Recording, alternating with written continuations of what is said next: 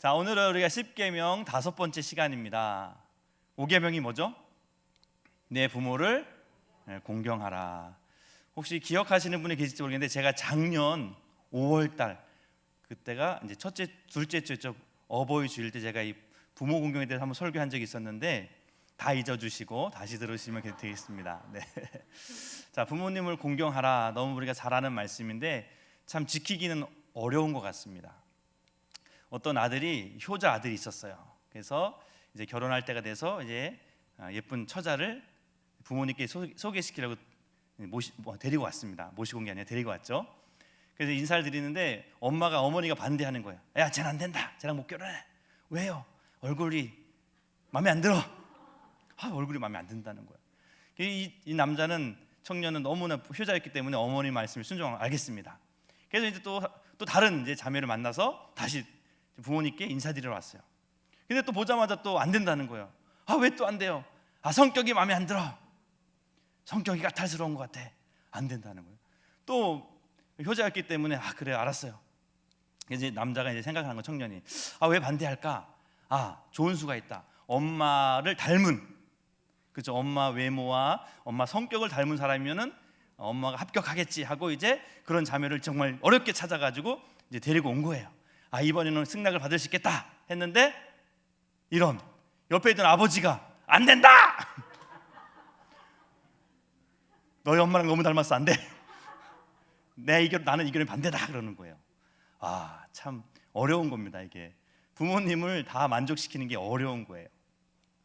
자, 우리가 십계명 이제 배우고 있는데 이 십계명은 두 부분으로 나눠져 있잖아요. 하나님 사랑과 이웃 사랑.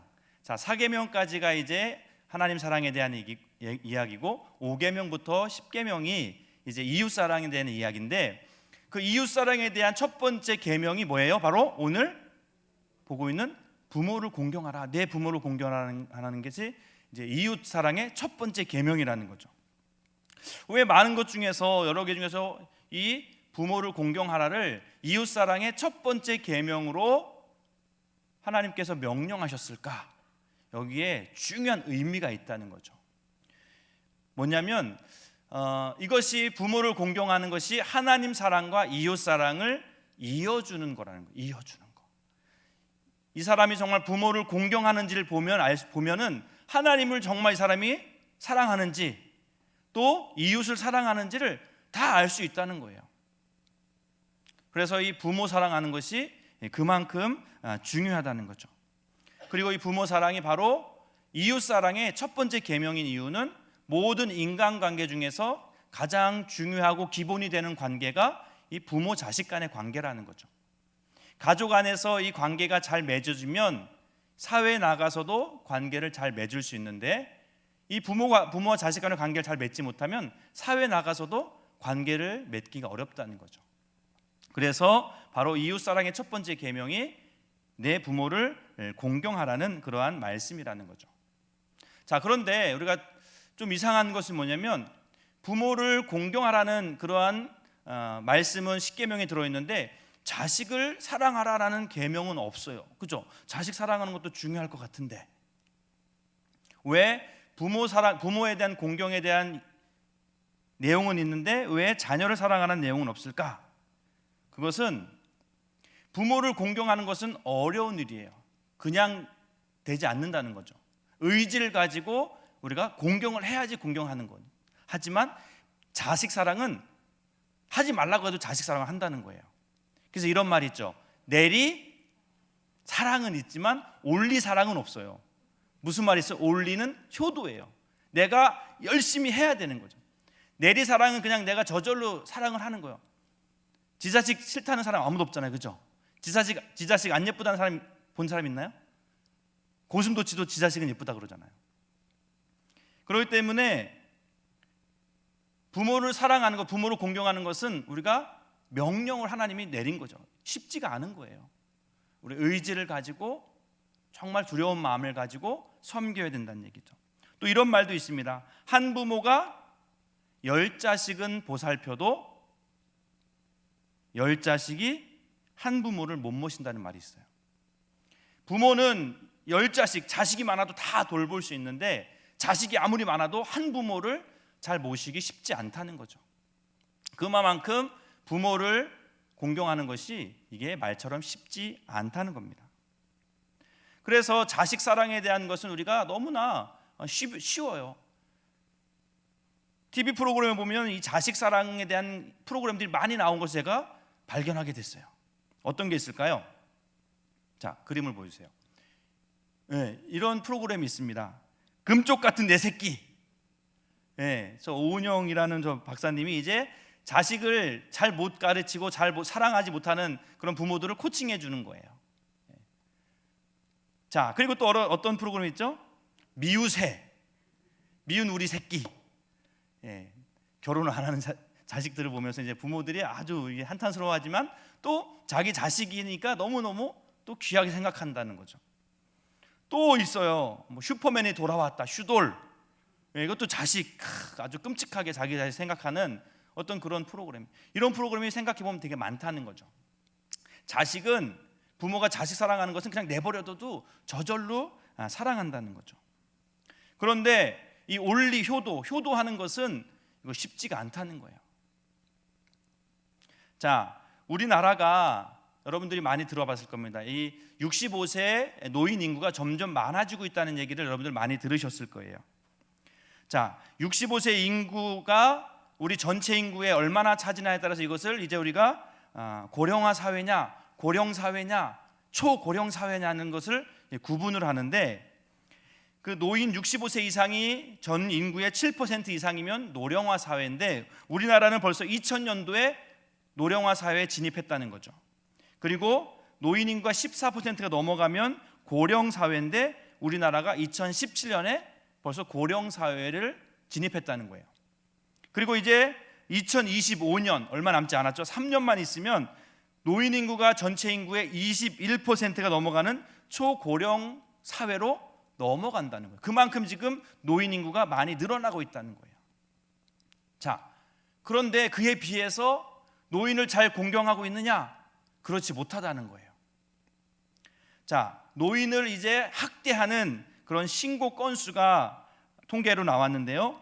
2016년에는 4,280건이었대요. 그런데 4년이 지난 2020년 6,259건으로 1.5배가 가깝게 상승한 거예요. 4년 만에 1.5배가. 근데 생각해 보세요, 여러분들. 자식이 부모를 학대했어요. 그럼 여러분들 같으면 내가 부모라면 그걸 신고하겠어, 안 하겠어요? 웬만해서는 신고 안 할 거예요. 그죠? 누가 자기 얼굴에 누워서 침 뱉는 걸 하겠어요? 그런데도 신고한 건수가 이만큼 된다는 얘기는 신고 안 한 건수 생각하면 더 많다는 얘기죠. 자, 그러면 노인을 학대하는 사람들이 누굴까? 여러분들 누가 노인을 학대할 것 같으세요?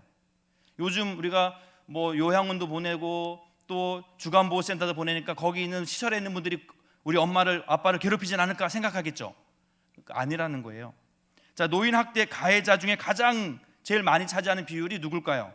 아들 조심하셔야 돼요. 아들이 가장 노인이 누구예요? 자기 부모겠죠. 부모를 가장 학대한다는 거예요. 그리고 두 번째는 배우자. 남편이 아내를, 아내가 남편을. 시설분도 있어요. 시설도 있는데 13%밖에 안 된다는 거예요. 가장 가까이 있는 잘 공경해야 되는 자녀들이 오히려 노인을 학대한다는 거예요. 이 학대한다는 것이 어떤 것일까? 학대한다는 것이 뭐냐면 신체적으로 학대하는 것도 있지만 정서적으로 학대하는 게 더 높은 비율을 차지한다는 거죠. 인격적으로 부모님을 모독하는 거죠. 인격을 부모님으로 대접하지 않는다는 거예요. 애기 취급하고 또 못난 사람 취급하고 그렇게 이제 정서적으로 학대하는 것이 육체적 학대보다 더 많다는 거죠. 자, 이러한 시대 가운데 이 10계명인 5계명 내 부모를 공경하라는 말은 우리 다시 한번 되새겨봐야 될 줄로 믿습니다. 어떤 것이 부모를 공경하는 것일까? 자, 부모를 공경하라는 말, 이 공경하다라는 말은 히브리어로 카베드라는 말을 씁니다. 카베드의 의미는 무겁게 여기라라는 의미예요. 무겁게 여기라. 부모님을 하찮게 여기면 안 된다는 거예요. 무겁게 여기라는 거죠. 부모님의 가치와 그 인격을 존중하고 부모님의 역할에 대해서 무게를 두라는 거죠. 무엇을 결정할 때 아빠는 엄마는 아무것도 모르면서 그렇게 무시하지 말고 부모님의 말씀을 귀담아 듣고 부모님의 말을 중요하게 여겨야 되는 것이 바로 이 카베드, 공경한다라는 의미라는 거죠. 이 카베드가 명사로 쓰일 때는 우리의 내장 중에서 간을 카베드라고 해요. 카베드. 근데 저도 몰랐는데 이 간이 우리 오장육부 중에 가장 무겁대요. 우리 중심을 잡아주는. 자, 부모를 공경하라는 이 단어 카베드는 부모를 공경하라 할 때 원래 사용되는 단어가 아니라 가장 많이 사용될 때는 언제냐면 하나님을 공경하라 할 때 사용되는 단어라는 거죠. 근데 이 단어가 부모를 공경하라 할 때 경외하라라는 의미로 쓰인다는 거예요. 카베드라는 단어가. 레위기 19장 3절 말씀인데요. 너희 각 사람은 부모를 경외하고 나의 안식일을 지키라. 자, 여기서 부모를 경외하라는 단어가 카베드라는 단어예요. 바로 부모를 공경하라는 단어가 경외하라는 단어, 하나님께 쓰이는 단어가 여기 쓰였다는 거죠. 그러니까 하나님과 부모는 뭐다? 동급으로 대해야 되는 거예요. 그렇기 때문에 부모를 학대하는 사람은 제대로 된 신앙인이 아닐 수도 있다는 겁니다. 사실은 부모 공경과 하나님 사랑은 뗄래야 뗄 수 없는 관계라는 거죠. 자, 근데 우리가 또 살펴볼 것은 뭐냐면 어떤 부모를 공경할까에 대한 문제입니다. 대상. 자, 그런데 성경에는 그냥 내 부모를 공경하라라고 나와 있어요. 이것은 무슨 말일까요? 부모를 따져서 공경하면 안 된다는 거예요. 근데 우리는 흔히 이렇게 공경하잖아요. 우리 부모님은 물려줄 유산이 많은 분이야. 그럼 어떻게 해요? 자주 찾아뵙고 전화도 자주 드리고 어디 아픈 데 없어요. 자주 연락을 해요. 근데 이제 다 팔아서 다 이제 나눠줬어. 이제 뭐 아무것도 없는 분이야. 그럼 어떻게 해요? 그래도 연락해야 되겠죠? 연락해야 됩니다. 근데 우리는 재산 유무에 대해서 따라서 부모를 공경할 때도 있지만 또 부모를 하찮게 여길 때도 있고, 또 부모가 많이 배운 그러한 부모는 좀 우리가 존중해 드리지만 정말 잘 모르고 글자도 모르고 그런 분은 우리가 좀 하찮게 여기고 또 무시하는 경향이 있다는 거죠. 그리고 부모님이 건강할 때는 부모님을 잘 모시다가도 부모님이 건강이 나빠지면 돌보지 않고 그냥 고민 없이 그냥 요양원으로 보내려고 한다는 거죠. 그런데 성경은 말합니다. 부모를 공경하라. 어떤 조건을 따라서 공경할 것이 아니라 부모기 때문에 무조건 공경해야 된다, 그렇게 말씀합니다. 잠언 23장 22절 말씀인데요. 우리 같이 한번 읽어볼까요? 너를 낳은 아비에게 청종하고 내 늙은 어미를 경히 여기지 말지니라. 가볍게 여기지 말라는 거예요. 공경해 드리라는. 자, 그리고 디모데전서 5장 8절 말씀, 누구든지 자기 친족, 즉 특히 자기 가족을 돌보지 아니하면 믿음을 배반한 자요 불신자보다 더 악한 자다, 그렇게 말하고 있어요. 근데 이 말씀은 어떤 문맥에서 나온 거냐면 이 자기 가족은 바로 이 과부에 대한 이야기 속에서 나온 거거든요. 과부는 뭐예요? 남편 없는 혼자 사는 여인을 말하잖아요. 그러니까 이 과부에 대해서는 자식들이 잘 돌봐야 되는데 잘 나몰라라 하는 거예요. 나도 어려우니까 부모 혼자 된 엄마 과부에 대해서 신경을 안 쓴 거예요. 그러니까 교회 안에서 이 과부들이 문제가 된 거죠. 그렇기 때문에 가족은 자식들이 돌봐야 된다. 돌보지 않으면 믿음을 배반한 자다. 또 불신자보다 더 악한 자다. 그렇게 단호하게 말씀하고 있다는 겁니다. 자, 우리가 왜 그러면 부모님을 공경해야 될까? 뭐 당연한 얘기인데 왜 공경해야 될까? 우리 성경의 여러 가지 몇 가지 이유를 한번 살펴보겠습니다. 첫 번째, 우리가 부모님을 공경해야 될 이유는 그것이 옳은 일이라는 거예요. 옳은 일, 당연한 일이라는 거죠. 왜 당연할까? 내가 있다는 것은 누가 있기 때문에 내가 있는 거예요? 부모가 있기 때문에 있다는 거예요. 나의 존재 이유는 부모님이라는 거죠. 당연한 거죠. 그렇기 때문에 부모님을 공경해야 된다는 거죠. 자, 에베소 6장 1절에 보면 자녀들아 주 안에서 너희 부모에게 순종해라. 이것이 옳은 일이다. 자연스러운 일이고 당연한 일이라는 거죠. 내가 있기까지 내가 그냥 뚝 떨어진 게 아니라는 겁니다. 누가 있었기 때문에? 부모가 있었기 때문에. 오늘 우리 리아 나왔지만 너무 예쁘죠? 저렇게 예쁜 자녀 있기까지 누가 헌신이, 누가 수고가 있었겠어요? 그죠? 엄마 아빠. 제가 이제 주윤이나 주애를 어렸을 때 이제 어린이집 보냈거든요. 아내가 이제 출근하면 제가 이제 애를 막, 물론 이제 무슨 옷을 입혀라 뭐 다 이건 세팅을 해놓고 하면 제가 이제 입히고 막 이제, 근데 중요한 건 뭐냐, 머리를 묶어주는 게 어려운 일이었어요. 근데 애들은 이제 뭐 두 갈래도 하고 막 뭐 이게 똥머리도 하고 막 그런 걸 바라는데, 저는 초지일관 하나 머리 그냥 하나 머리만 묶는 거예요 그냥. 그럼 애들이 맨날 아빠 이거밖에 못한다고. 근데 어쩔 수가 없어요, 바쁘기 때문에. 근데 이제 그렇게 애를 차를 태우려고, 어린이집 차를 태우러 나가면 다른 애가 엄마랑 같이 오는데 애는 막 머리가 막 휘황찬란해. 와, 좀 되게 부러우면서도 나도 저렇게 해주면 좋겠다라는 생각을 할 때가 있었어요. 그 아이를 보면 그 아이가 예쁜 게 아니에요. 그 아이가 아름다운 게 아니에요. 뭔가 이렇게 옷이 예쁘고 깔끔한 거는 그 아이가 잘나서 그런 게 아니라는 거죠. 누가? 그렇죠. 저 엄마는 좀 아침부터 서둘렀겠구나. 대단하네. 아침부터 이렇게 일찍 서둘러서 아이를 잘 꾸며줬네. 옷이 깨끗하면 엄마 아빠가 잘 옷을 빨아주네. 그게 눈에 보인다는 거죠. 내가 있는 것은 그냥 내가 존재하는 게 아니라 부모님의 그러한 희생과 사랑이 있었기 때문에, 그렇기 때문에 내가 부모님을 공경하는 것은 너무나 당연한 거라는 거죠. 자, 두 번째, 우리가 왜 부모님을 공경해야 되느냐? 하나님의 명령입니다. 또 약속의 말씀이 있기 때문이죠. 신명기 5장 16절 말씀 우리 같이 한번 봉독해 볼까요? 너는 내 하나님 여호와께서 명령한 대로 내 부모를 공경하라. 그리하면 내 하나님 여호와가 내게 준 땅에서 내 생명이 길고 복을 누리리라. 아멘. 여호와께서 명령한 대로, 명령한 겁니다. 이거는 해도 되고 안 해도 되는 게 아니에요. 명령한 겁니다. 지켜야 되는 거예요. 부모를 공경하라. 약속이 있습니다. 그리하면 내가 내게 준 땅에서 내 생명이 길고 복을 누리리라.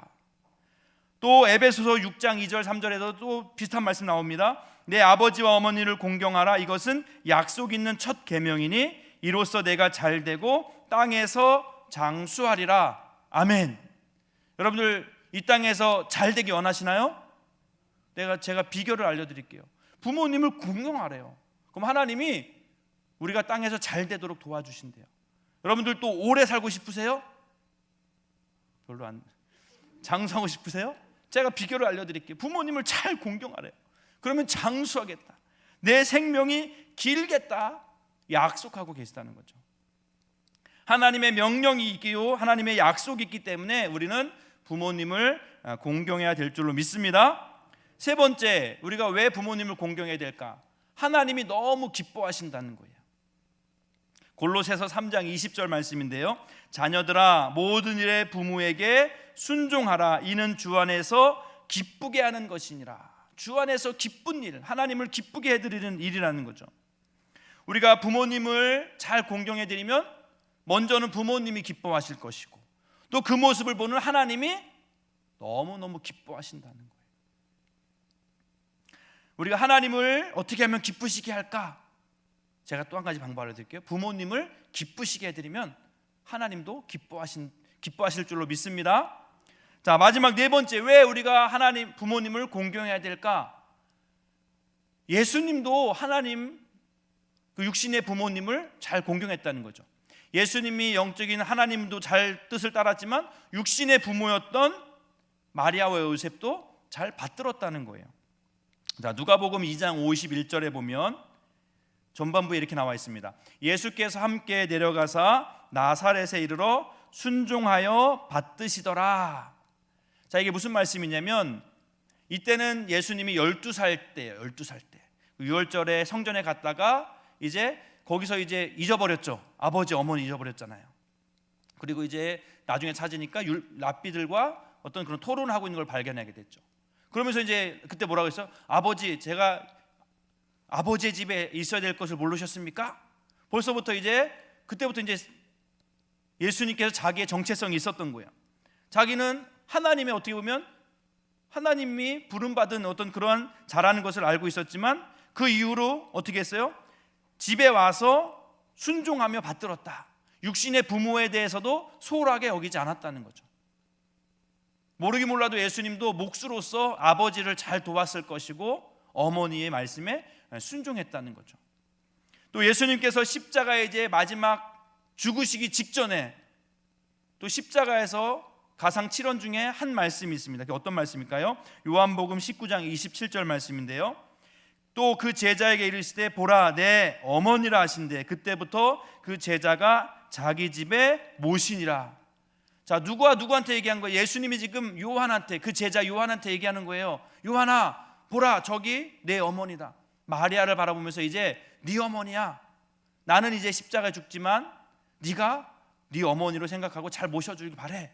부탁하는 거거든요. 그냥 십자가에 죽을 수도 있지만 예수님께서는 그 육신의 어머니 마리아에 대해서도 끝까지 좀 잘 부탁한다고 그렇게 어머니를 생각했다는 거죠. 예수님도 육신의 부모에 대해서 그렇게 귀하게 여기고 공경했던 그러한 분이셨다는 거죠. 그렇기 때문에 우리는 예수님을 본받아서 또 하나님의 명령을 따라서 부모님을 공경해야 될 줄로 믿습니다. 자, 그러면 우리가 어떻게 공경하는 것이 잘 공경하는 것일까? 궁금하시죠? 제가 효도 10계명을 알려드리겠습니다. 제가 생각한 건 아니고요. 가나안 농군학교의 김평일 우리 장로님, 교장 선생님께서 효도 10계명이라는 것을 말씀해 주셨어요. 너무 글씨가 작은데 제가 하나씩 읽어드릴게요. 첫 번째, 부모님을 잘 공경하는 첫 번째 방법, 부모님에게 신앙생활 할 수 있도록 도와드려라. 신앙을 갖게 해드린 게 첫 번째 효도라는 거예요. 두 번째, 묻는 말에 대답을 잘하고 말씀을 잘 들어드려라. 부모님 뭘 질문하면 잘 대답해 드리라는 거예요. 아유 뭐 그런 걸 묻냐고 쓸데없는 거 한다고 그렇게 아니라 이거는 이런 거예요 하고 잘 대답해 드리라는 거예요. 세 번째, 표정을 밝게 하고 웃음을 잃지 말라. 부모님한테 막 인상 쓰지 말고 항상 웃으면서 그러셨어요. 네. 부모님을 그렇게 환한 얼굴로 대하라는 거죠. 네 번째, 항상 궁금증을 풀어드리라. 부모님이 이제 잘 모르는 거에 대해 물어보면 잘 대답해 드리라는 거죠. 다섯 번째, 용돈을 정기적으로 드리라. 용돈을 잘 드리라는 거예요. 아유 뭐 노인네가 어디 쓸 데가 돈이 있다고 뭐 그렇게 생각하지 말고 부모님도 쓸 데가 있다 생각하고 정기적으로 용돈을 드리라는 거죠. 여섯 번째, 향토적인 음식을 준비하라. 부모님 입맛에 맞는 음식을 준비하라는 거예요. 어머니 오늘은 이렇게 피자 먹어요. 나는 느끼한 거 못 먹는데 그냥 먹어요. 뭐 이렇게 말이 많아요. 그럼 안 된다는 거예요. 부모님이 좋아하는 음식을 이제 우리가 준비해야 된다는 거예요. 물론 부모님 자녀가 있으면 자녀 것도 준비하지만 또 부모님 걸 위해서도 음식을 준비해야 된다는 얘기죠. 자, 일곱 번째, 외모를 아름답게 꾸며드려라. 부모님도 이렇게 때가 되면 또 머리 손질도 해드리고 손톱 손질 여러 가지 외모적으로도 그렇게 잘 꾸며드리라는 거죠. 옷도 이제 때 되면 지금 가을 갑자기 추워졌잖아요. 막 반팔 입고 다니시면 안 되잖아요, 그죠? 따뜻한 잠바도 또 입혀드리고. 자, 여덟 번째, 일거리를 찾아드리라. 뭔가 하실 수 있는 일을 찾아드리라. 아홉 번째, 친구를 자주 만나도록 배려하라. 친구를 만나야 돼. 친구. 어디 자꾸 가냐고 집에만 있으라고. 여러분들 하루 종일 집에만 있으면 얼마나 답답한데. 자꾸 나가시라고. 빨리 가서 친구들과 같이 점심 사드시라고 용돈 드리면서 자꾸 그렇게 친구들을 만나도록 도와드리라. 열 번째, 등을 긁어드리고 손톱과 발톱을 깎아드리라. 손톱 발톱. 또 어르신들이 이제 나이가 드시면 손톱 발톱이 되게 두꺼워지세요. 발톱이 또 남자들 두꺼워지고 무좀 있으면 또 발톱 무좀 때문에 또 힘들데 그걸 잘 깎아드려야 됩니다. 자, 그런데 이거 생각해 보면 이 십계명이 누구한테 우리가 평소에 그냥 해주는 일들이에요, 그죠? 누구한테 우리가 자연스럽게 해주는 일일까요? 자녀들한테. 이거 어려운 거 아니네. 자녀들한테 그냥 다 해주는 거예요. 근데 이거는 특별히 부모한테 이걸 해드리라는 거죠. 그러니까 사실은 우리가 자녀한테 하는 거 한 10분의 1만 해도 정말 효자 소리 들을 것 같아요. 자, 그런데 우리가 잘 힘들죠. 내 자식은 정말 귀하게 여기고 자식이 뭐 아프다면은 당장 병원에 싣고 갔는데 부모님이 아프다면은 뭐 괜찮겠죠. 한번 참아보세요. 그럴 때가 많다는 거죠. 자녀를 대할 때와 부모를 대할 때가 너무너무나 우리가 다른 태도를 우리가 보일 때가 있다는 거죠. 자, 우리가 영상을 하나 볼 텐데요. 이 영상이 뭐냐면 이제 한 3살, 4살 된 아이들을 데리고 있는 아빠들을 대상으로 실험한 거예요. 아이들을 얼마나 사랑하는지, 관심이 있는지 그것을 이제 찍으면서 대상을 바꿔본 거죠. 아이들에 대해서 생각하고 또 아이들에 대해서 사랑하는 마음과 또 아버지에 대해서는 어떤가, 그것을 한번 영상으로 찍은 겁니다. 몰래카메라. 원래는 아이들에 대해서만 찍겠다고 했는데 그것을 한번 아버지에 대해서 한번 물어봤을 때 그 젊은 아빠들의 모습이 어떤지 한번 우리가 영상을 통해 한번 살펴보도록 하겠습니다.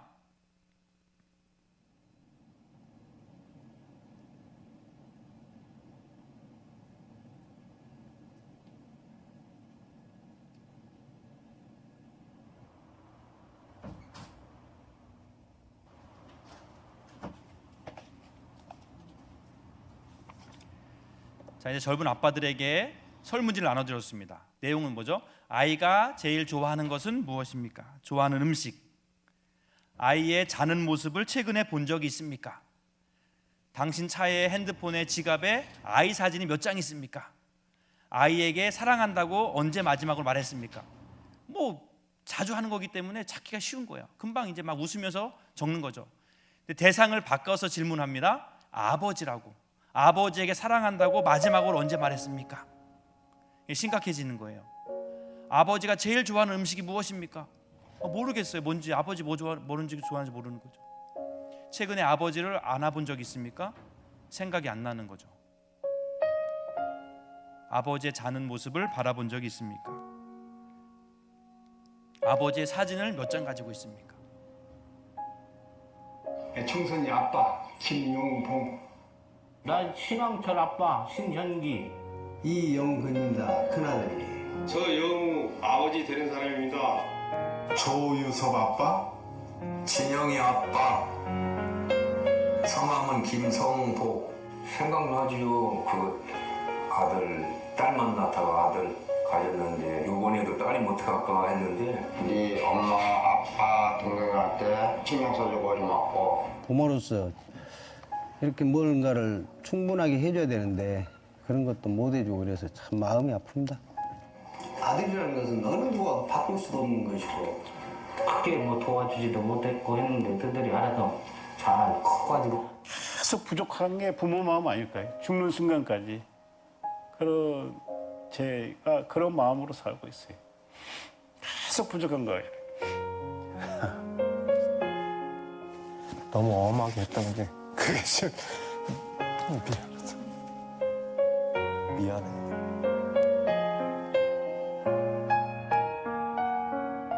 항상 내가 부족하고 항상 미안해요. 걔한테는. 미안하다 참. 모든 것이 부족하고 못 가르치고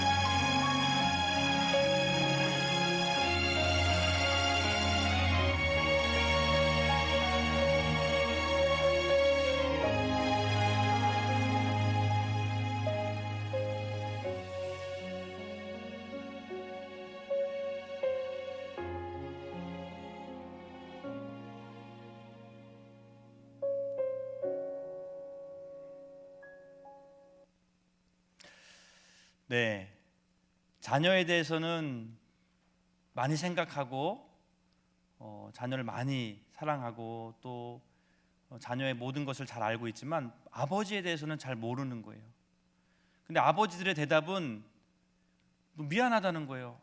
아들한테 제대로 못 해줘서, 뭐 더 해줘야 되는데 못 해줘서. 늘 부모님 마음속에는 그런 게 있는 것 같아요. 자식들한테 미안한 마음, 더 해줘야 된대. 충분히 해준 것 같은데도 더 해줘야 된다라는 마음이 있다는 거죠. 근데 생각해 보면 부모님은 우리에게 뭘 해줬기 때문에 고마운 존재가 아니라 정말 말 그대로 우리에게 생명을 주신 것 그 하나만이라도 사실은 우리가 고마운 분이거든요. 어렸을 때 외국으로 입양돼 나간 아이들이 부모를 그렇게 찾으려고 해요. 그 부모를 찾아서 따지는 것이 아니에요. 왜 나를 버렸냐고. 그 부모는 낳아준 것밖에 없거든요. 그런데도 부모를 찾는 거예요. 왜 찾을까요?